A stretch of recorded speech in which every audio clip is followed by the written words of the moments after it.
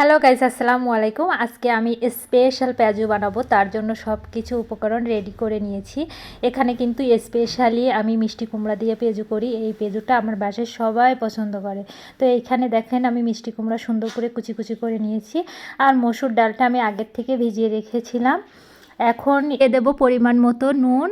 আর এখানে সব কিছু উপকরণ একসাথে দেওয়া আছে, যেমন মিষ্টি কুমড়া কুচি, পেঁয়াজ কুচি, তারপর ভিজানো মসুর ডাল আর কাঁচামরিচের কুচি। এগুলো সুন্দর করে আমি মিশিয়ে নিব।